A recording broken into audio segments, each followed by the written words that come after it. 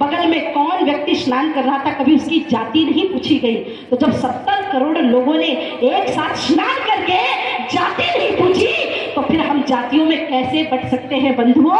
हम जातियों में बटे नहीं है, हमें जातियों में बांटा गया है। और मुझे तो लगता है एक बार तो ओवैसी भी घबराया होगा कुंभ को देख करके। उसने सोचा होगा कहाँ के कहाँ मेरे मुंह से निकल गया कि 15 मिनट के लिए पुलिस हटा दो, कहीं 15 मिनट के लिए कुंभ लग गया तो फिर तो आगे मुझे कुछ कहने की आवश्यकता नहीं है। जब कुंभ का ड्रोन से जब चित्र लिया जाता था तो एक घर नहीं दिखाई देता था, है ना? हिम्मत भैया आप लोग गए थे ना, है ना? ये हमारे साथ भैया रहे शिविर में 3 दिन तक, क्योंकि हमारे बांसवाड़ा से 1200 स्वयं सेवक गए। और 1200 स्वयं सेवकों का, क्योंकि मेरा जो भाव है वो ये है कि साधु संतों का भंडारा तो कुंभ में चलता ही है, लेकिन इस देश के सबसे बड़े जो संत हैं आज की स्थिति में, वास्तविकता में, क्योंकि संतों का जो कार्य है वो क्या है? स्वयं न खादन्ति फलानि वृक्षा, स्वयं न पीबन्ति स्वमेव नद्या, धरो धरा धरो वर्षतनाथ में तो परोपकारा है संत्या विभूत्या। संत का काम ही है परोपकार करना। तो एक संत वो है जो हमारे इस स्वरूप में लाल पीले कपड़े में चंदन लगा करके अपने मठ मंदिरों के माध्यम से समाज का कार्य कर रहे हैं। एक संत वो है, और एक संत वो है जो राष्ट्रीय स्वयंसेवक संघ से जुड़ करके प्रचारक के रूप में, स्वयं सेवक के रूप में देश धर्म समाज के लिए कार्य कर रहे हैं। तो मैंने कहा कि भगवाधारी संतों का भंडारा सब करा रहे हैं, तो मैंने कहा कि चलो भैया इस बार, क्योंकि जब मैं भिंडर में आई थी तो भैया ने मुझे बताया था कि दीदी मैं ऐसी ऐसी यात्रा लेके जाने वाला हूँ, और उज्जैन यात्रा माताओं को कराई होगी। मुझे पता है यहाँ से बहुत सारी माताएं उज्जैन गई थी, है ना? तो जब यात्रा कराई थी तो मैंने कहा कि भैया ऐसा ऐसा हम भंडारा कराएंगे। तो भैया ने कहा, उस दिन भी कहा कि मैं दिल्ली से आऊंगा और मैं सबको साथ में परोस करके भंडारा कराऊंगा। मुझे इस बात की प्रसन्नता होती है कि मेवाड़ की धन्य धरा पे कोई एक व्यक्ति ऐसा हो जाता है कि हम कभी भी कुछ भी आधी रात को बोल देते हैं तो लोग हंसमुख इतने हैं, प्रेम इतना है, भाव इतना है, आधी रात को भी कहेंगे कि भैया ये करना है। हाँ दीदी करते हैं। यहाँ की माताओं के अंदर भी ये भाव है। यहाँ की बहुत सारी माताओं के फोन आते हैं, मैसेजेस आते हैं, कॉल आते हैं। तो मैं तो भी आजकल बोलने लगी हूँ कि देखो भैया इतना मत परेशान हो, मैं अपने पास बुला लूंगी तो आपके पतिदेव दुश्मन हो जाएंगे मेरे। हाँ, मैं बोल दूंगी चलो हमारे यहाँ कथा में। अच्छा कौन कौन मेरे साथ जाना चाहते बताओ? अच्छा अभी अभी धीरे से थोड़ा थोड़ा हाथ उठ रहा है, किधर हाथ, पहले इधर देखा जा रहा है फिर इधर हाथ उठ रहा है। आपके अंदर वो प्रेम है, वो श्रद्धा है। हमने कुंभ में देखा कि कुंभ किस प्रकार से हिंदुओं की एकता, प्रेम, भाव, सद्भावना के साथ भरा रहा। लेकिन वही विधर्मी नेता आते रहे और कहते रहे कि गंगा के पानी में ये है, गंगा तो ऐसी है, गंगा तो पीने योग्य नहीं है, गंगा तो नहाने योग्य नहीं है, ऐसी ऐसी बातें कहने लगे लोग। तब मैंने कुंभ की नगरी से कहा था कि गंगा माँ हमारी माता है, और माता अगर काली भी होती है तो पूजने की योग्य ही होती है। मेरी गंगा पीने के योग्य भी है, स्नान के योग्य भी है, तर्पण के योग्य भी है। मेरी गंगा दुनिया की सबसे पवित्र नदियों में एक आती है कि पूरी दुनिया के लोग जब अपना शरीर छोड़ते हैं तो पृथ्वी में इतनी क्षमता नहीं कि हड्डियों को पा सके, अग्नि देवता में इतनी क्षमता नहीं कि हड्डियों को पूरी तरह से जला सके, लेकिन जब वही अस्थियां वो गंगा जी में लेके जाते हैं तो माँ गंगा उन सारी अस्थियों को अपने आप समाहित कर लेती है। तो फिर अखिलेश यादव जैसे लोगों की हिम्मत कैसे होती है गंगा मैया के बारे में ऐसे शब्द बोलने की? तो दुख इस बात का है कि हमारे देश के राजाओं को आप अनाप शनाप बोल सकते हैं, आप हमारे देश की नदियों को गलत बोल सकते हैं, आप हमारे देश में खड़े होकर के बीफ पार्टी कर सकते हैं, आप हमारे देश में खड़े होकर कश्मीर में, केरला में खड़े होकर, बांग्लादेश, बंगाल में खड़े होकर के तिरंगे का अपमान कर सकते हैं। लेकिन अगर एक महिला देश की, भारत देश धर्म समाज के प्रति कुछ बोलती है तो उसके ऊपर पता नहीं कौन कौन सी धाराएं लागू हो जाती हैं। मैं आप सभी से आज एक छोटी सी बात कहने जा रही हूँ। हम नववर्ष मना रहे है ना, नववर्ष का उत्सव है। तो देखो आप लोग बोलोगे दीदी नववर्ष तो मना रहे, लेकिन जब से आप आई आप ऐसे चिल्ला चिल्ला के बोल रही, बता रही, हमको लग ही नहीं रहा उत्सव मना रहे, ऐसा लग रहा है यहाँ से सीधे युद्ध करने ही जाएंगे। जो वीर होते हैं ना, युद्ध ही उनका उत्सव होता है, इस बात को आप याद रखें। वीरों का उत्सव युद्ध होता है, और जिस भूमि में भारत माता, गौ माता, प्रहलाद वहां पर अभी शांति के भाषण नहीं दिए जाते, वहां पे क्रांति के गीत गाए जाते हैं। और मैं क्रांति के गीत तब तक गाती रहूंगी जब तक भारत भारती विश्व गुरु के पद पे प्रतिष्ठित ना हो जाए भारत। तो आप जितनी बार मुझे बुलाओगे उतनी बार आऊंगी और ऐसी ही बातें करके जाऊंगी। मैं आप सभी को एक बात बताना चाहती हूँ। पूज्य महाराज जी ने आपको बताया कि नववर्ष क्या है। हमारी प्रकृति पूरी तरह से अब नई हो रही है, क्योंकि 1 जनवरी तो कोई नववर्ष होता नहीं है। शराब की बोतलों में डूब डूब करके, मांसाहार करके और दुनिया भर के जानवरों को कष्ट दे करके हमारा कोई नववर्ष नहीं मनाया जाता। हमारा नववर्ष आता है चैत्र शुक्ल प्रतिपदा के दिन से प्रारंभ होता है। इसलिए यहाँ बैठी सभी माताओं को मेरी तरफ से, सभी बंधुओं को, भैया लोग आप लोगों से भी कोई समस्या नहीं है। माता जी क्या है, थोड़ा संख्या में ज्यादा है ना, अब नेताओं के साथ थोड़ा ज्यादा रहना हो जाता है, तो क्या होता है जिसकी संख्या ज्यादा है उनको थोड़ा ज्यादा ध्यान देना पड़ता है। नहीं, मैं मजाक कर रही हूँ। आप सब लोगों को मेरी तरफ से नववर्ष की हार्दिक हार्दिक शुभकामनाएं। आप खूब प्रसन्न रहे, खूब आनंदित रहे, देश धर्म का कार्य करते रहे। ताली बजाना है तो जोर से बजाओ। हाँ, तो बढ़िया।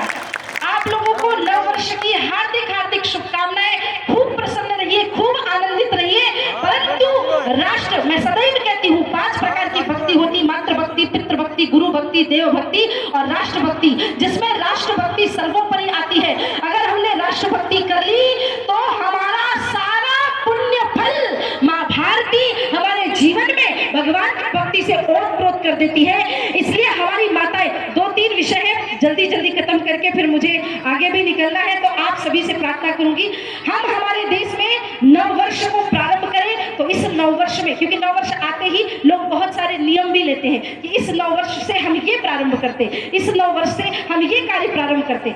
इस नववर्ष हम सबको एक संकल्प है कि हमारी देश की जो माताएं हैं, बहनें हैं, बेटियां हैं, अगली बार जब मैं भिंडर में कभी भी किसी भी शोभा यात्रा को देखूं तो हमारी भिंडर की हर बेटी के हाथ में तलवार होनी ही चाहिए।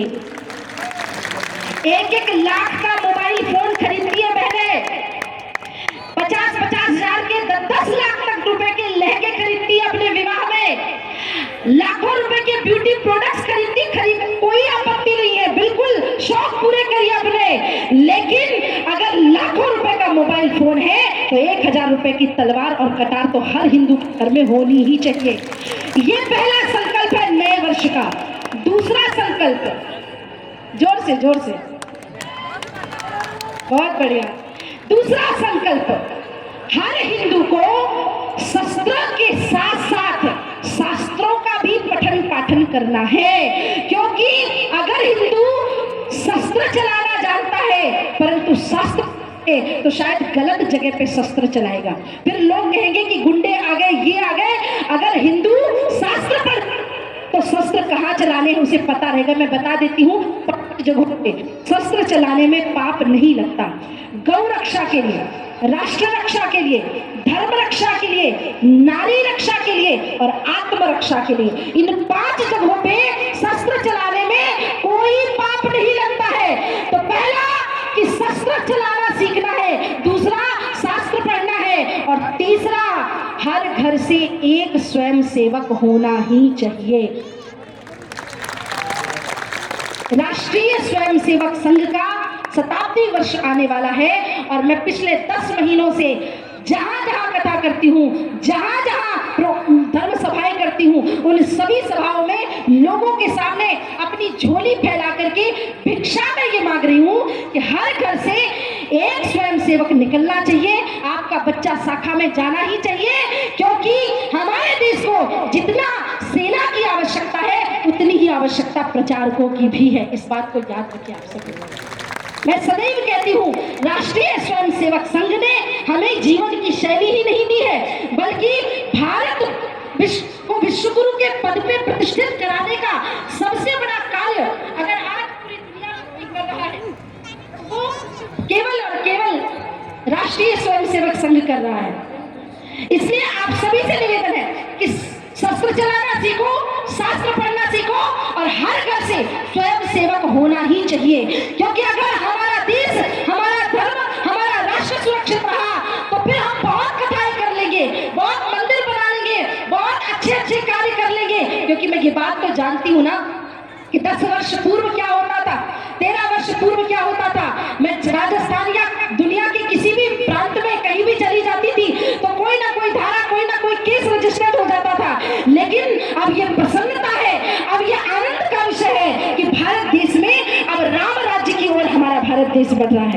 है ना।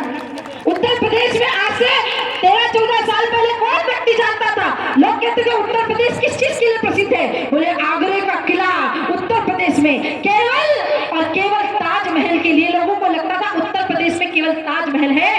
पता तो हमको सब कुछ था, लेकिन प्रचार प्रसार नहीं होता था। लेकिन पिछले कुछ वर्षों में उत्तर प्रदेश की जो स्थिति हुई है, वो उत्तर प्रदेश जाना जाता है कि उत्तर प्रदेश में तो काशी है, उत्तर प्रदेश में तो प्रयागराज है, उत्तर प्रदेश में तो अयोध्या धाम है, उत्तर प्रदेश में तो मथुरा है, उत्तर प्रदेश में वो प्रयागराज है जहां 60-70 करोड़ लोग पूरी दुनिया से स्नान करने के लिए आए। ये किसका कमाल है? ये आपके एक वोट का कमाल है, आपके एक मत का कमाल है। इसलिए याद रखें, जब भी हम अपना बटन दबाएं, मैं किसी के चुनाव का प्रचार करने के लिए नहीं आई हूं, लेकिन मुझे गर्व होता है कि जब एक छोटी सी बच्ची साध्वी सरस्वती, जिसके बचपन के 2 ही स्वप्न थे कि एक प्रभु श्री राम का मंदिर बन जाए, दूसरा गौवंश हत्या बंद हो जाए, और जब राम मंदिर बन जाता है तो मैं कैसे उस व्यक्ति के लिए नहीं कहूंगी, कैसे अपने मंचों से उस व्यक्ति के भाव में नहीं मग्न होंगी जिसने मेरे रामलला का सरकार का मंदिर बना करके दिया। तो मैं तो प्रणाम करती हूँ, मैं तो प्रणाम करती हूँ उन लोगों को। और वास्तविकता में योगी आदित्यनाथ जी ने उत्तर प्रदेश की पूरी धरती में जिस प्रकार से अयोध्या में दिवाली मनाई है, वो आनंददायी है। आप सभी अगर चाहते हैं कि मेवाड़ की धन्य धरा, राजस्थान की धन्य धरा और भारत के कोने कोने में इसी प्रकार का राम राज्य का वातावरण आ जाए, तो मैं सदैव कहती हूँ कि लोकसभा बसंती चोला पहन के जिस दिन आएगी, गली गली मेरे भारत की वृंदावन बन जाएगी। अगर एक एक गली को वृंदावन बनाना है तो हमारे देश को, हमारे धर्म को, हमारे शासकों को मजबूत करना होगा। क्योंकि मैं सदैव अपने मंचों से कहती हूँ, कातिलों की मुक्ति का विधान हो गया यहाँ, आज देशद्रोही भी महान हो गया यहाँ। एक रिवॉल्वर ने देशभक्ति को डरा दिया, कातिलों की टोलियों को रहनुमा बना दिया।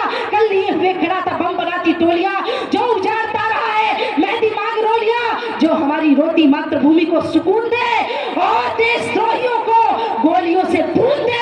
ऐसे सरफरोश का हमें प्रकाश चाहिए। देश के लिए फिर पटेल और सुभाष चाहिए, देश के लिए फिर महाराणा और प्रताप चाहिए, देश के लिए फिर राणा सांगा और देश का वो इतिहास चाहिए, देश के लिए फिर छत्रपति शिवाजी महाराज चाहिए। और अगर ऐसा शासक चाहिए, ऐसे शासन में रहना है, तो कोई पड़ोस के घर से आने वाला नहीं है। अपने ही बच्चे को महाराणा प्रताप बनाना पड़ेगा, अपने ही बच्चे को राणा सांगा बनाना पड़ेगा। दुख तो इस बात का होता है, कष्ट तो इस बात का होता है कि व्यक्ति की एक उंगली कट जाए ना मैया, एक उंगली कट जाए किसी की तो रोड में भीख मांगते पड़ता है। वो राणा सांगा, एक हाथ कट गया, एक पांव कट गया, एक आंख निकल गई जिसकी, पर युद्ध भूमि में उसकी तलवार ललकारती रही, हुंकारती रही। ऐसे वीरों के प्रति अगर तुम्हारे अंदर श्रद्धा नहीं है तो इनको जूते मार के पाकिस्तान भगा देना चाहिए। ऐसे सांसद संसद भवन में रहने को दूर, भारत भूमि में एक व्यक्ति ने कहा कि हम तो भाई साध्वी जी आप ऐसा मत बोलो, हमने उसका पुतला फूंका है। मैंने कहा अगर जब तक देशद्रोहियों का पुतला फूंकते रहोगे ना, तब तक ये ऐसे ही बोलते रहेंगे। दुख तो मुझे तब होता है ये बोल के चले जाते हैं, हम कुछ कर नहीं पाते। जिस दिन देशद्रोहियों को आप इनको स्वयं को दंड देना शुरू कर दोगे, उस दिन किसी माई के लाल की हिम्मत नहीं होगी कि हमारे देश धर्म समाज के बारे में कुछ कह सके। कहने के लिए, बताने के लिए, समझाने के लिए बहुत कुछ है, लेकिन 3 चीजें याद रखिए कि लव जिहाद से बहनों को बचना है। राष्ट्रभक्ति हर व्यक्ति के अंदर होनी चाहिए। हर व्यक्ति को एक दिन अवश्य अपने धर्म समाज राष्ट्र के लिए निकालना चाहिए। मंदिरों में जाके सुंदरकांड का पाठ हो, पूजन पाठ हो, इत्यादि कार्य करना चाहिए। और परिवार को सामंजस्य रख करके ऐसा कार्य करना है कि हमारे आसपास का कोई भी आदमी, क्योंकि महाराणा प्रताप की धरती में जब लोग अपनी मुरादें पूरी करने के लिए अजमेर शरीफ जाते हैं तो बड़ा कष्ट होता है, बड़ी तकलीफ होती है। क्योंकि हमारे पास 4 वेद है, 18 पुराण है, 18 उपपुराण है, हमारे पास शास्त्र है, हमारे पास ग्रंथ है, हमारे पास लाखों हजारों करोड़ों ऋषि मुनि है। इनके होते हुए भी अगर तुम्हें किसी पीर फकीर के पास जाना पड़े तो चुल्लू भर पानी में डूब के मर जाना चाहिए, कहीं जाने की आवश्यकता नहीं है। हमारा धर्म, हमारा समाज बहुत अपने आप में गौरवान्वित समाज है और वहाँ हर प्रकार की व्यवस्था के लिए हर प्रकार के देवी देवता बनाए गए हैं। इसलिए अपने धर्म में रहो, श्रेयांश स्वधर्मो विगुणः परधर्मो भयावह। दूसरों के धर्म में केवल कष्ट मिलने वाला है। इसलिए माताओं, यहाँ तुम्हारी पूजा होगी, बहनों यहाँ तुम्हारी पूजा होगी, वहां तुम्हें काले लिबास में लपेट के या तो अरब देश में बेच दिया जाएगा या तुम्हें 35 टुकड़ों में काट के फ्रिज में भर दिया जाएगा। अगर उससे बचना है तो अपने धर्म के लिए स्वयं लड़ना पड़ेगा, कार्य करना पड़ेगा, आज से निकलना पड़ेगा।